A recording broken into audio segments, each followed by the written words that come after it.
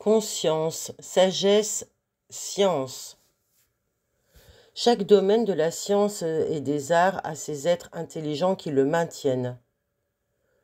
La santé et la force sont maintenues aussi par des êtres intelligents. Le bien l'est également.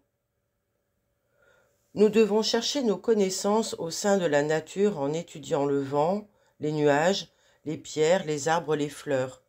Nous devons réfléchir, observer, comparer. Pourriez-vous outrager un musicien illustre, un génie, en lui disant qu'il ne joue pas bien ?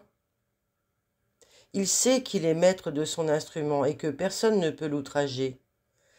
Dites à un vrai savant qu'il ne sait rien, il n'en sera pas vexé, car il sait bien qu'en 20 minutes il peut créer un citronnier et même vous offrir des citrons.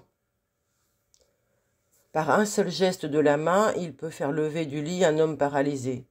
Quoi que vous lui disiez, il n'en sera pas blessé, parce qu'il sait bien qu'il dispose du sublime de la science.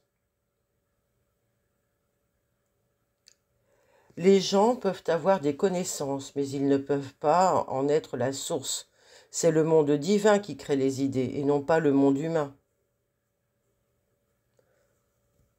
Ce n'est qu'aux êtres humains raisonnables que les biens sont donnés gratuitement.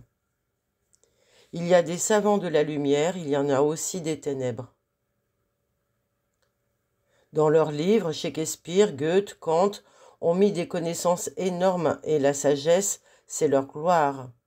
Ils sont des banques vivantes qui offrent leur richesse à tout le monde.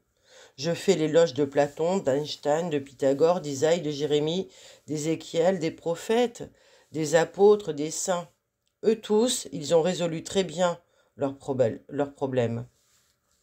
La connaissance n'est que ce qu'on a déjà éprouvé. Tout le reste n'est que des suppositions et des hypothèses. La sagesse est un monde où depuis les temps immémoriaux se cachent toutes les valeurs que Dieu a créées. Tout ce qui est créé par les êtres sublimes et tout ce qui est créé par les êtres humains.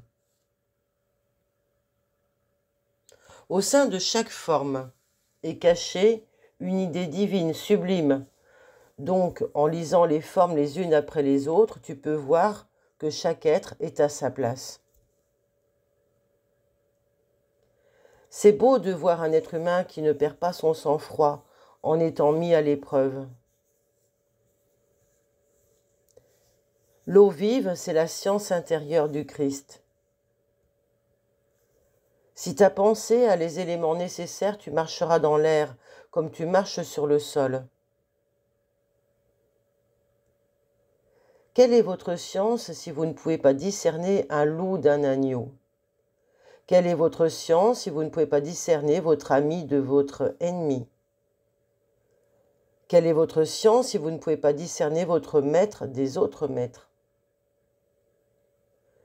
Celui qui est intelligent a toujours sa conscience vigilante et il ne se décourage jamais. Celui qui est intelligent pourra faire tout ce qu'il voudra. Pour lui, il n'y a rien d'impossible. La science de chaque être humain consiste en l'application et ne vient pas des charges extérieures qu'il porte. Dès que le disciple est prêt, le maître vient à lui.